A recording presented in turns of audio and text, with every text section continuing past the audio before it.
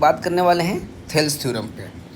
Thales theorem geometry का board class का एक सबसे इम्पॉर्टेंट टॉपिक में से एक है, जिस पे एवरी ईयर 5 मार्क्स का क्वेश्चन पूछा ही जाता है। तो उम्मीद करता हूँ ये आपको काफ़ी पसंद आएगा। आप मेरे चैनल पे पहली बार आए हैं तो प्लीज़ सब्सक्राइब करना ना भूलें। तो सबसे पहले हम लोग बात करेंगे स्टेटमेंट की।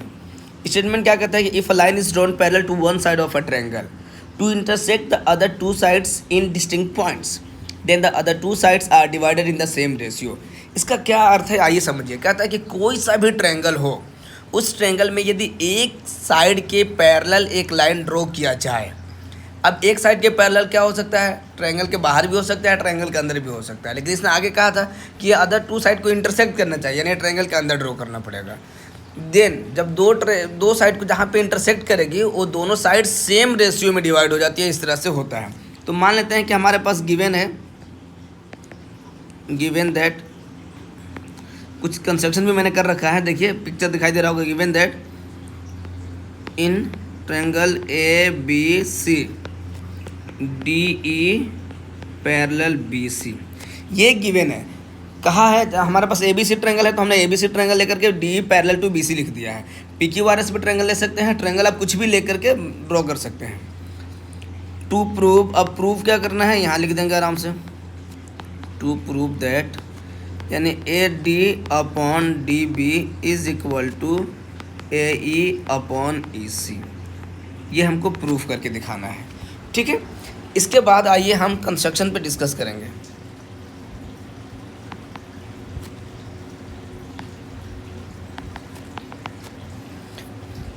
है ना, कंस्ट्रक्शन क्या लिखेंगे आइए देखते हैं। कंस्ट्रक्शन हमारा हो गया कि we draw D M and E N perpendicular on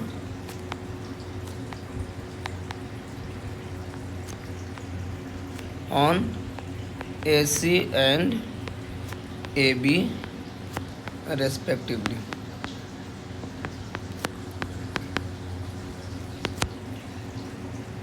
and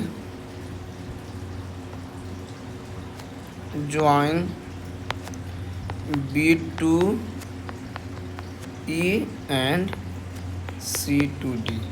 B से E को और C से D को हमने क्या कर दिया, जोड़ दिया है। यहाँ तक उम्मीद करता हूँ कि बिल्कुल कंस्ट्रक्शन क्लियर है कि हमने देखिए D से यहाँ पे DM ऐसे परपेंडिकुलर और E से EN परपेंडिकुलर ड्रॉन किया है दोनों साइड्स पे। ठीक है, वो हमने केवल लिख दिया है। अब आइए इसके बाद नाउ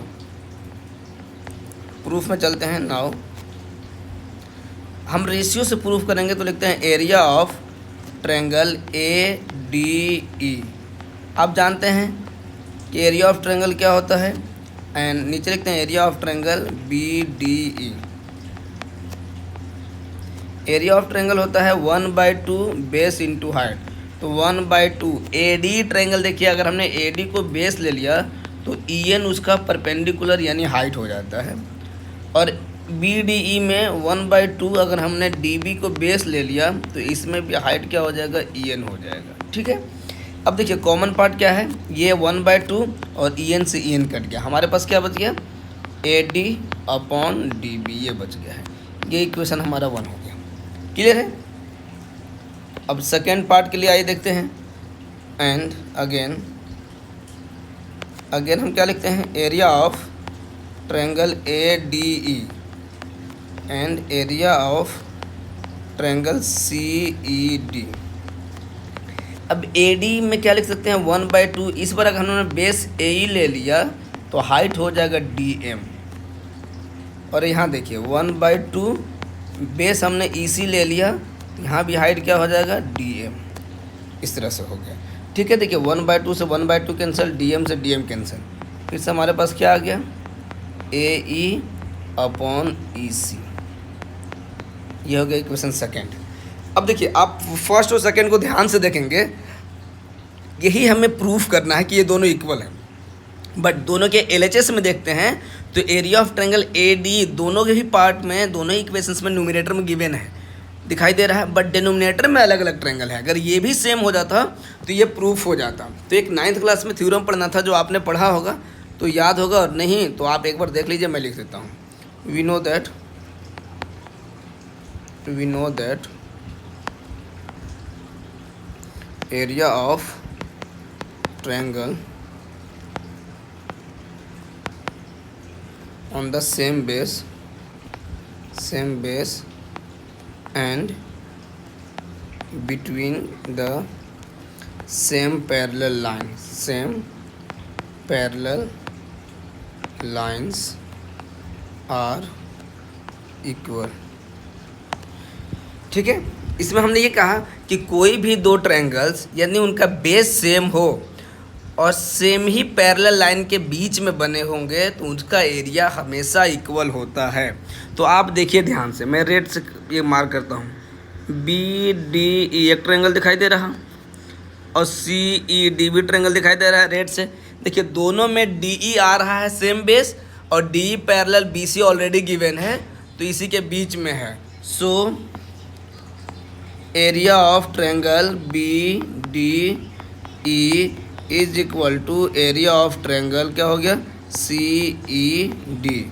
इसको मान लेते हैं third, using 1 2 and 3, using 1 2 and third equation we gate.